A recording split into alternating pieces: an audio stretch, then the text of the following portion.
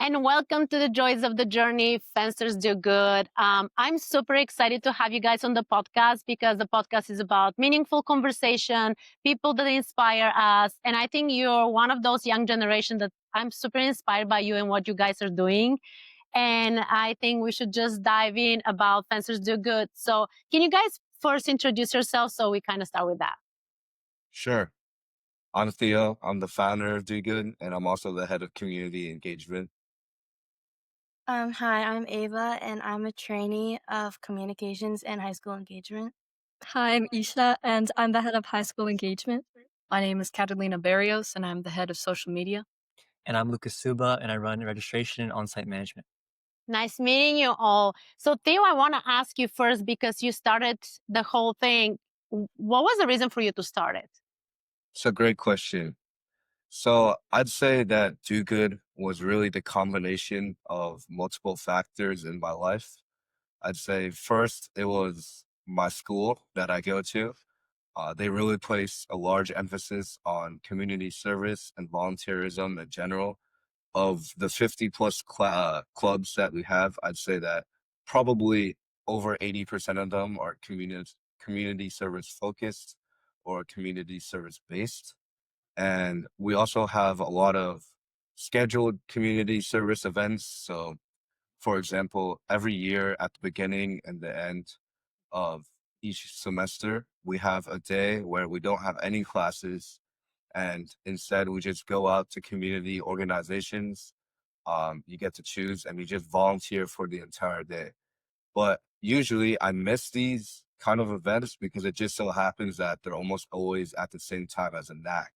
So I would get back from the NAC and I'd talk with my friends and they'd be like, Theo, what organization did you volunteer with last week? And I'd have to tell them I missed it because I was at a fencing tournament. And secondly, kind of my the at the end of my middle school career and the beginning of my transition to high school, I really started thinking a lot about fencing and the effects it has on its participants because, it was a big transition in my life. And I really started thinking about how the nature of fencing as an individual sport has a huge influence on the mannerisms and how fencers carry themselves. So for better or for worse. On one hand, I recognize that a lot of fencers are super hardworking and super, driven and very goal orientated. But on the other hand, because you're always only worrying about yourself in fencing, a lot of times it can lead us to being narrow sighted. So these combination of factors is what led me to start Do Good. Oh, that's amazing. I mean, I've always admired young kids like you guys doing something meaningful and impactful and leading the way. And later on, I'm going to have a question about the social media. But now I want to ask the other members, what does it mean to you guys to be part of something? For me, I think this is something big, and you're going to lead the way to a lot of other young kids to do something big and meaningful like you guys. So you can individually answer what does it mean to you to be part of the Fencers Do Good. I guess I could start. I think something that really stuck out to me about Fences Do Good was that we were also impacting local communities not near where we are, but where we're traveling to. I think it's a big gift to be able to, travel and go all over the country and be able to give back to those who are less fortunate or are more in need than us. So I think that's a really memorable and impactful thing that I noticed when I joined Do Good. Yeah, I agree with Lucas. It really feels good to be able to help these local communities that, I mean, so many fencers, they go to these NACs and they don't even realize what's really going on. And when you join Do Good and you participate with us, it's really nice seeing the impact that you have, all the smiles that you are able to see at the end of the day or at the end of the project, and just such a positive impact that you leave on the community. And when you leave, you feel accomplished. Yeah, I also think that it's a great opportunity since before I joined Do Good, I would normally just go to the airport and the hotel at the convention center, but I would never really see any of the local communities. So I think it's great that we can actually help out instead of just going and coming back. Yeah, I agree. Like, I feel like most fencers, like, they just stay at the hotel and, like, the convention center. Like, no one really goes out in the communities, but all the communities that we go to are so different than, like, where we live here. So being able to, like, directly impact and help those communities really, like, it, like, makes us feel good to know that we're helping these people. Um, so for me, how I see it, it's like, I mean, you guys are focused on your fencing, of course, and the results, but also there's something bigger than the medal and the fencing results. And one day, your fencing journey is going to be over, but how you impact the people around you during that journey, I think it's so meaningful because now you're finding a joy in actually going to the next, not necessarily, of course, for the fencing part and competing, but also like how you inspire others and how you get inspired because I feel like you can agree probably that you're very fortunate to do what you love and to travel and see, United States and the world, but not many people are. And I feel like when we go back to those places, we are becoming very humble and kind of cherishing the little things in life that are so much more meaningful than anything else that happens around us. Um, Theo, what was the hardest part of starting the Fencers Do Good? I think it was just trying to figure out like where do I even start? Like going from an idea and creating something tangible. So I definitely remember in the beginning when I initially came up with the idea, I was talking it over with my mom and she's like, this is a great idea, but it's going to be a lot of work. And the adults are always telling us kids, everything's going to be a lot of work. It's going to be so serious, but a lot of the times it just goes in one ear and out the other. And that's kind of what happened at first. But once I really started getting serious about do good and like turning that dream into reality, I realized, man, my mom is right. Like this really is a lot of work. I was trying to juggle, fencing, school, and running and starting this entire thing all together. And that's when I kind of realized that I need a team to do this. Like I can't do it myself. So I'd say probably the hardest thing was just figuring that out. And I'm sure that you're still figuring out things because as us, I mean, me as a coach, I'm always trying to figure out things on a daily basis. But I feel, do you guys agree that like the sports are building your character to not give up on your dreams, no matter how hard it is, and you're going to find your way to make it happen? And the other thing is like you guys are now working as a team, but you also have so many beautiful qualities as individuals that can bring to the table. So you can make this a reality and you're part of this something big. Um, Theo or anybody else can answer. Were the people taking you guys seriously when you were talking about this? It's kind of, I do know that your peers will be probably thinking, oh, this doesn't make sense. I mean, I just know the no sayers, so I'm just curious about your peers. I do know from experience, I was recording a video for one of the projects and um the armorer who was in the video, he asked me, "Hey, like, what is this for?" And I said, "Oh, it's for do good. We organize projects for volunteering at local necks." And he's like, "Oh, really?" And he was genuinely interested in it. So that's really an example of like how someone's really taken us seriously. And honestly, I was surprised. I didn't expect it at first, but once we started talking about what the organization was about, I just realized like there are people who really do care, and we just have to find a way to reach them. Absolutely. And my advice will be there will be people that are going to be telling you like something is not going to work, but I've always been fueled and being motivated by that instead of being discouraged because some people don't have your vision. Some people don't think that you can do something bigger and more impactful that they can. So I think that's going to fuel you in the future. Um, what so far has been your favorite project that you have done that you felt that like you defenders did the biggest impact? For me, I remember in Milwaukee, we did one of the projects where we gave like meals to families, and like that one was my favorite because I did like a lot of other ones before too, but they were all just like packing like bags and stuff. But I really like this one because like you like directly like gave them to these people and like you really directly like impacted these communities that it just made me feel like really good to do that. I can also add to that. I remember in Atlantic City last year, we volunteered at a homeless shelter, and the entire team met a homeless man there.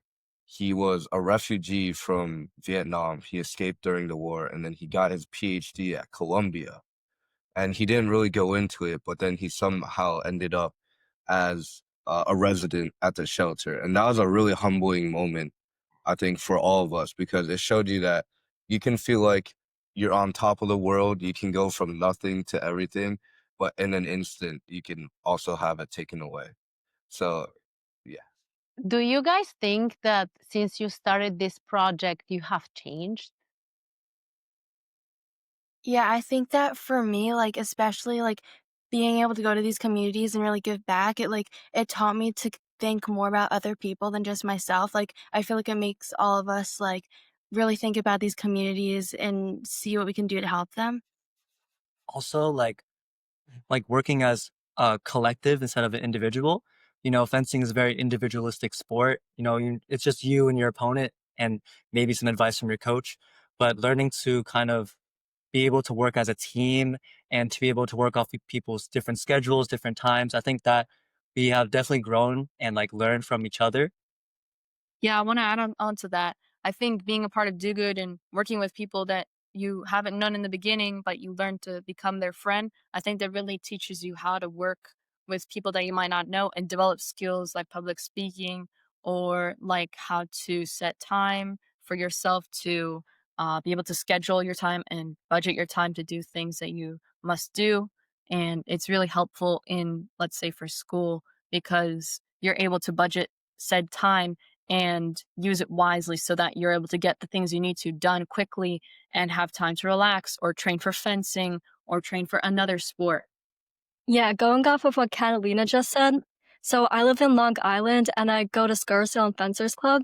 So it's like around 1.5 hours to practice. So I've really learned to like manage my time well and actually like do my work instead of wasting time. Since even like 5 minutes can make such a big difference. I Oh, it totally does. I totally agree with the rest of the team. I know that before Do Good, I was more closed-minded. I hated group projects because I was like, I think it's the process is so much easier, much more streamlined when it's just one person and their own train of thought. But now that I'm forced, for better or for worse, to work with these guys every day, I feel like I'm more open to group projects, and I feel like my communication and teamwork skills have definitely improved. But I do feel I mean I do feel that like that's what the bigger message will be for athletes, parents, kids and in general, like how sports are shaping you and helping you for something bigger. And I feel like every kid should do sports just because hopefully every parent wants their kids to turn like you guys to inspire because we need more of you out there. And I think you should not shy from sharing who you are and what you're doing, regardless what everybody else is doing. Because my question was going to be about the social media. I have this thing where I'm asking even our young kids in the club, when you win a medal and the kids are not posting on social media about them winning the medal, is this a trend or it's something that I don't get? Do you understand what I'm saying? Let's say Theo is winning a medal at the NAC. Are you going to post on your Instagram about it? So why not? Okay, that's my question. Why not?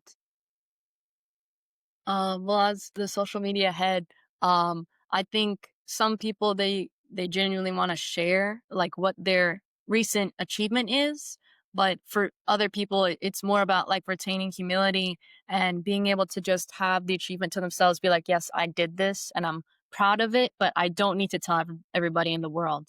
But for the people who do want to share it, it's more like, I'm really proud of this. I want to share this good moment with everybody else. I think a lot of Go people ahead. Go ahead. I think a lot of people who choose not to post about their big achievements also just don't want to seem like too brazen or too cocky. I get that part, but I feel like I am actually super disturbed by this, and I'm arguing with our kids in the club in general. You guys have worked so hard to achieve certain things and milestones, and I don't think it's a bragging. But if people are taking it as bragging, well, maybe I mean you deserve it because you earned it. You earn your right to brag about it. So, for instance, when I'm super proud of the athletes that I'm coaching and they achieve something, do you think I should not pause because it seems like bragging? I don't take it this way. I'm proud of myself and I share to the world what I have done. It's almost like the social media is your private space and people get to choose whether to go or not. And the only thing I'm talking about this is because I'm sad that the kids feel what others will feel when they show, like their fencing results or regardless. Maybe it's your acceptance to college. So how come the acceptance to college is not bragging when people are sharing on social media and their friends, some friends, all of a sudden are sharing where you're going and how excited they're for you? It's like, it's very contradicting. And my only suggestion will be for you, don't be afraid of what people will think of you, because where you are, you've earned your stripes. And if you're winning medals and you share it because you're proud of yourself. Nobody get to say whether you should do that or not. Does it make sense? It's just Definitely. a suggestion. Don't be like everybody else. Because when you travel the world and you share, let's say you're on a World Cup or whatever you're doing, well, that's the same thing. Somebody will take, oh, she or he is bragging that they're traveling the world. This is who you are. This is your life. They get to choose whether to see your social media or not. But you should not fill in the box where I'm going to be like everybody else. Just a little suggestion. Um, Theo, I have a question for you. What was one of the big mistakes you think you learned from when you started the Do Good? Is there something that is a very significant and you're like, next time I won't do it this way, or whatever that is? Among the skills that Do Good has taught me, I think learning how to ask for things is the most important. And in the beginning, when I was, emailing, calling these organizations to partner, I was going about it in the wrong way. I would I was too scared to just put myself out there, kind of what you were just saying. I was too scared to kind of list our accomplishments. I mean, at that point, we didn't really have any, but I was kind of too scared to really put ourselves out there and ask for what we wanted. Kind of just wanted them to be like, oh, do you want this? Can we do this at this time? And I just wanted to find an easy way out, basically. So I think now I'm better at being more direct with what I need, but at the same time, it's always about finding that balance between, not being too needy, but also being clear about what you want.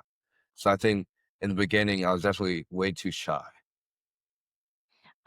Do you feel like, because you guys work, I went to the website and checked it out, and it's pretty cool website. I just love the videos. It's just so special. It almost makes me want to come and volunteer in every tournament with you guys. So if I'm not coaching, I would love to join and bring all my fencers to help you. So you guys have listed a lot of places you work with and stuff. And do you think that now helps you get a lot of the yeses for volunteering and stuff? Of course, I think the more experience you have, the more these organizations are willing to work with you. Despite all the organizations we partner with, there's plenty that don't want to partner with us, and that's okay.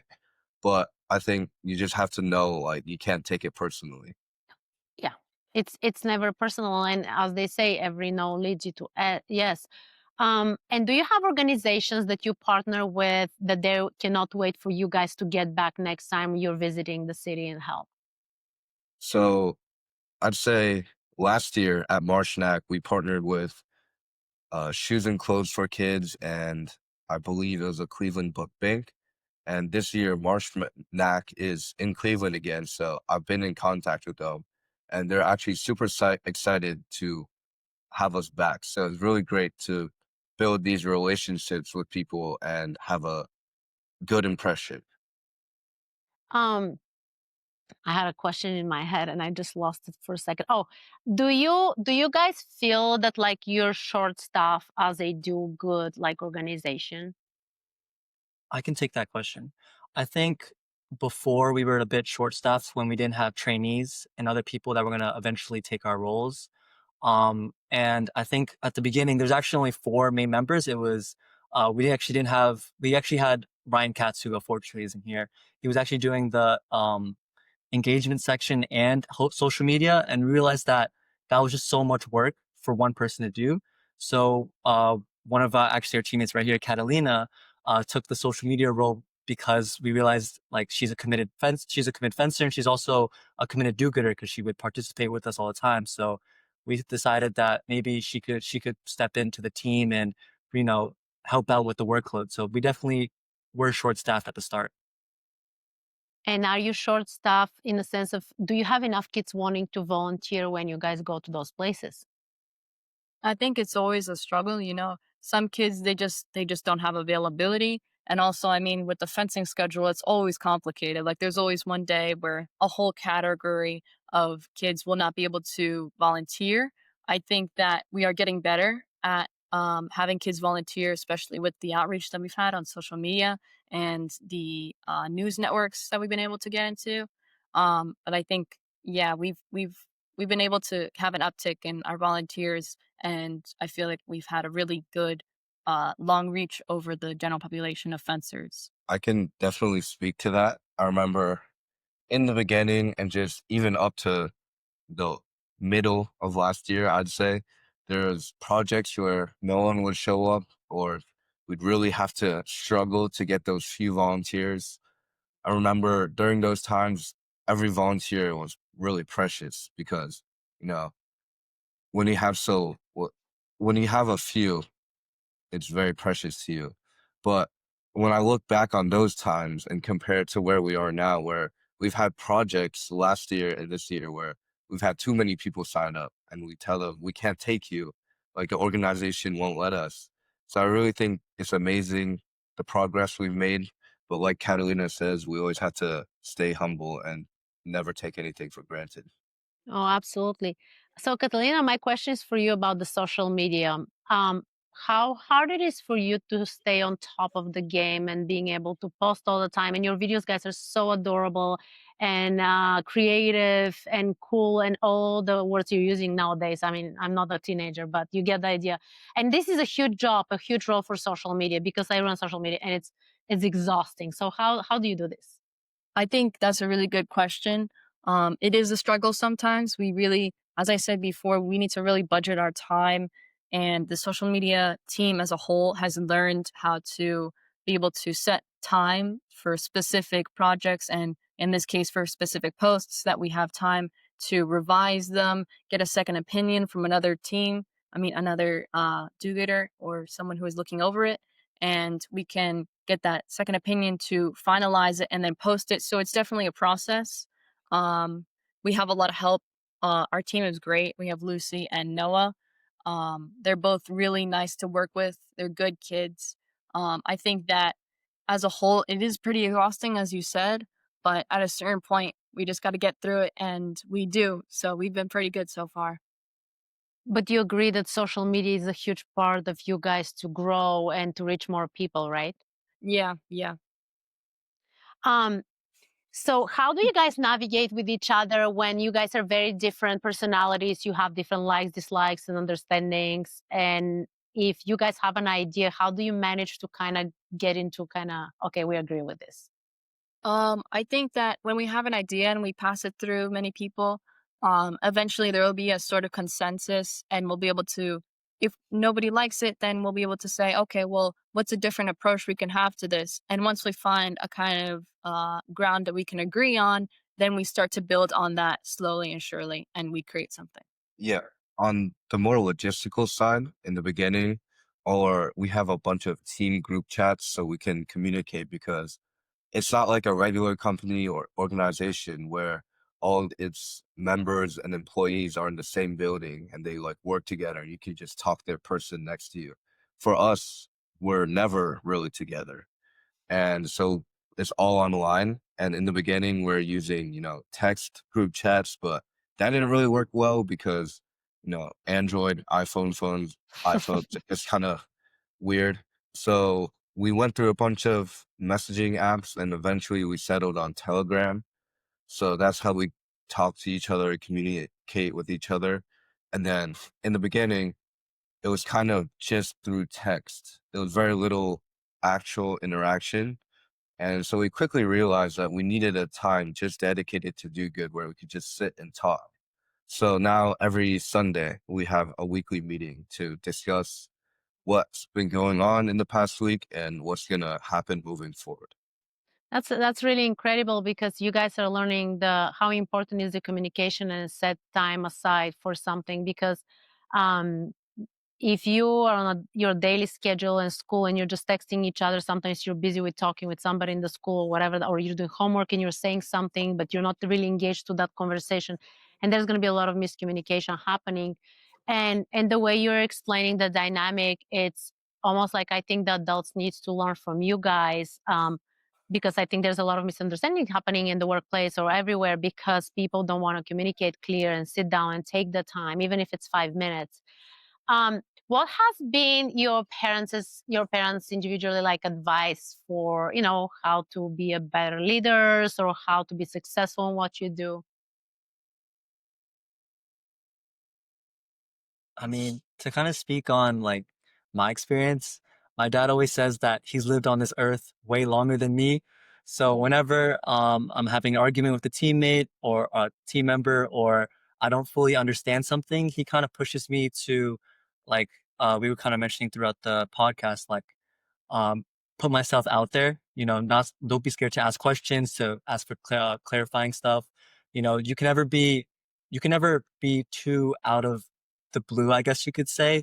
Um, so I think a big thing that my from my experience, my parents, is just being able to communicate properly, like we were mentioning, and being able to not be afraid to say, "Oh, I don't understand this fully."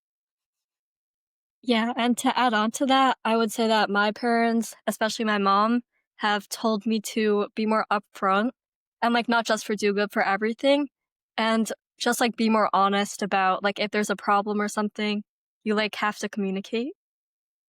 Absolutely. The communication is the key for anything. And the other thing I think it's so beautiful is that you guys can do and help each other with the different roles, which is going to teach you something on the along the way.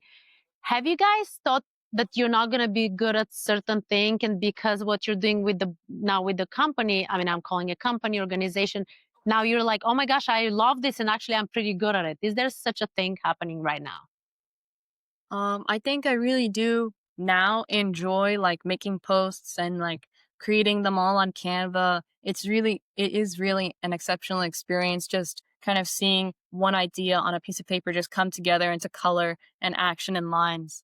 And it's been a really good experience where I can envision something now and I can make it come into reality, which is really useful, I feel, if I'm going into my life as a college student or older, and where I can envision something that I want and make it come to reality.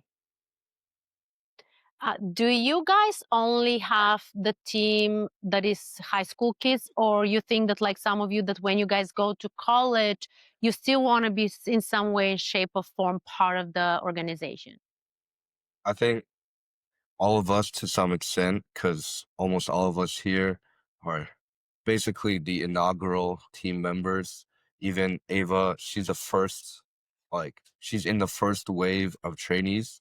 So I think to to some extent, we all kind of see Do Good as our baby.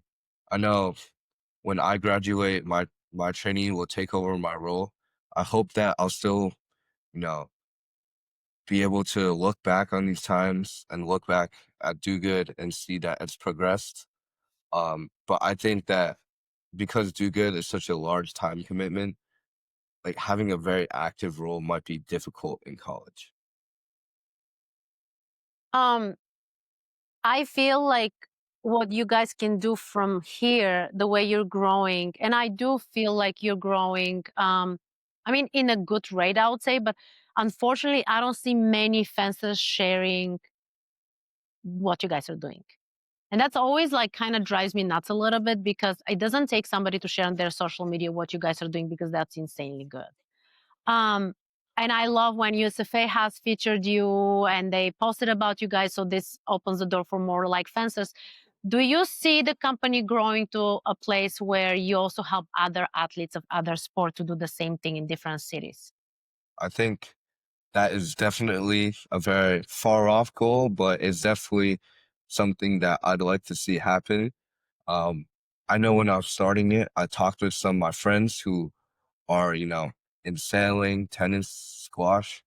They express similar feelings that their sports would benefit from something like this. But that's still a very, far long-term goal.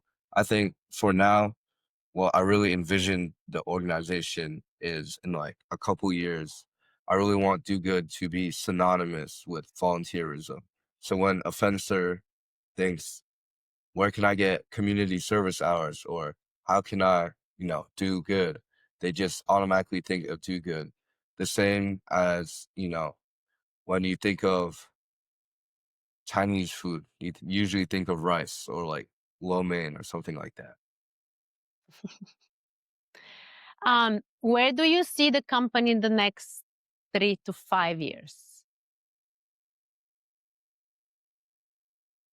I really want us to, the company, I think the greatest sign of success is when a company runs super smoothly without any hiccups. So I really want the team to be able to basically function all on their own. I really hope that with each new wave of trainees, each wave will be better than the last, and that way the company can grow and reach that point of, you know, fame and yeah. Can fencers outside of your like region join you and help you virtually? Is there such a thing? Of course.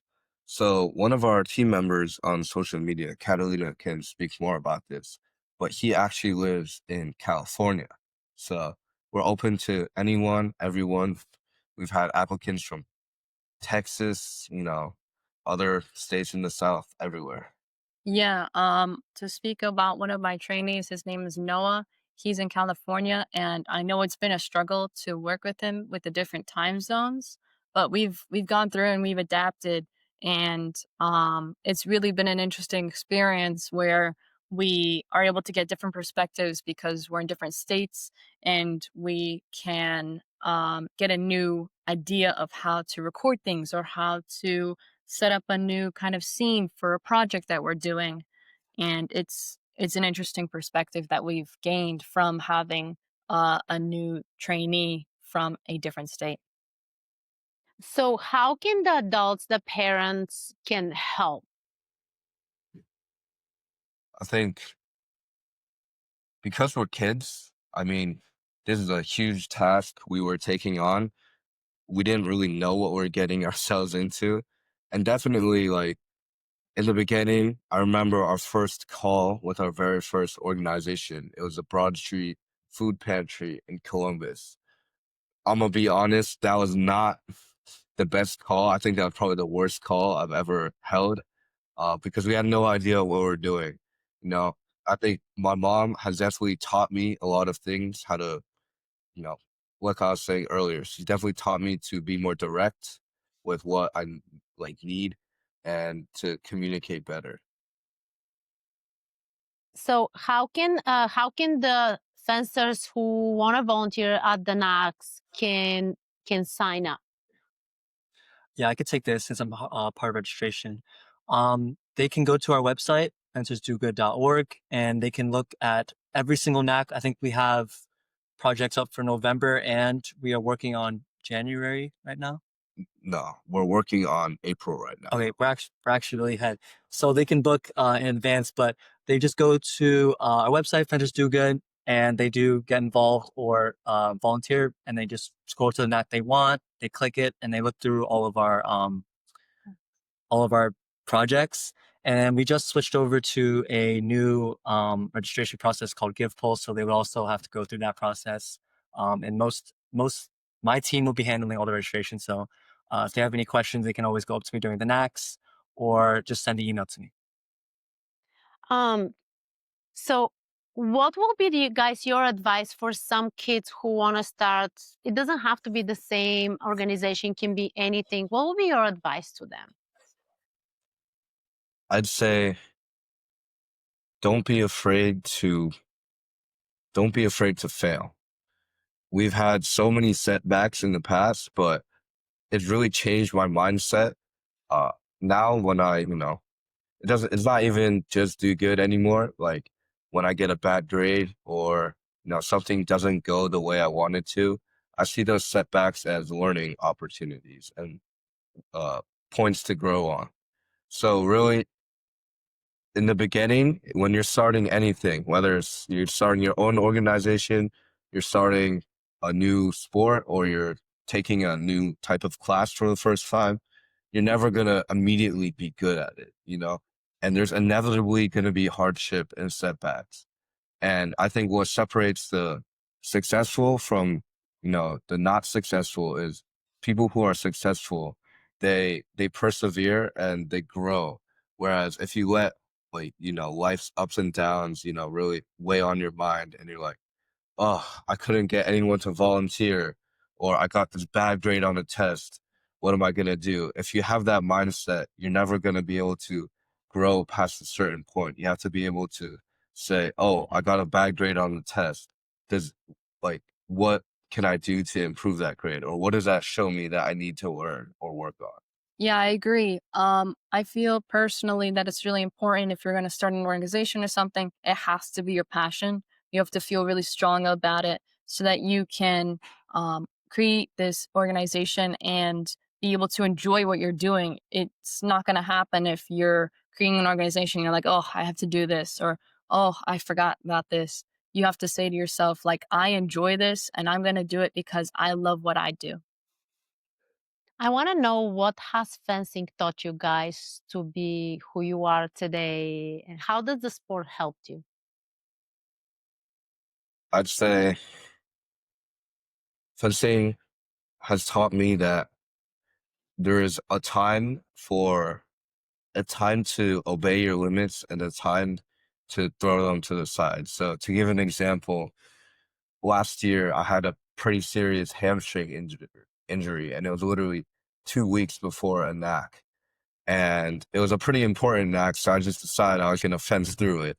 You know, my thinking was, the injury was pretty bad. Like I nearly pulled my hamstring. So I was just thinking that, I might as well just give it my best at the knack, because if I go to the knack and just use my injured hamstring as an excuse, I'm just gonna feel like I wasted my time. What's the point of flying, 3+ hours to across the country just to blame your results on your legs? So I was like, no, even if I do pull my hamstring, it will be through my effort and me giving my all. I'd gladly sacrifice, a couple months of not being able to fence than that feeling of wasted potential. So I think fencing had really taught me that, sure, sometimes it's good to know your limits, but sometimes you have to realize when you're using your limits as an excuse. I also think that fencing, it teaches everyone that you can't give up, because you're not always gonna be able to win. It's impossible to do well all the time. But you shouldn't quit. You just have to keep on trying, and it will help you. Yeah, to add on to that, I think it's definitely taught me to be more determined. And like obviously, fencing, you can not do well in pools, and then you can still end up winning. And then even just besides actually fencing, if your flight's really delayed, or maybe you change clubs or something like that, you still have to persist and just know that all of these obstacles are things that you can overcome. I want to ask you guys, what does it mean to you, the joys of the journey? I think it means that with the journey, you're not always gonna be happy with what happens, I guess. You just have to accept it and try to find the best of everything that you do. I think, kind of building off what Ava just said, nothing ever really goes how you plan. To quote Muhammad Ali, everybody has a plan until you get punched in the face. In the same way, whenever you're doing something, there's bound to be setbacks. And I think just being able to take it on the chin and being able to love what you do is really the most important thing. Yeah, it's really enjoying what you're doing. As I said, if you want to start an organization, you have to enjoy it. You have to take it in stride. You have to take the ups and the downs. And at the end, you can always look back and you say, yeah, I did that. And that's where the joy from the journey comes from. Yeah, and I think as younger people, we always want to value the results instead of the process. I think overall, as kids and younger people, we take for granted the process of, you know, studying for a test or practicing or, really getting that medal. At the end of the day, it's amazing that, you got that medal, but how you got there is also very important.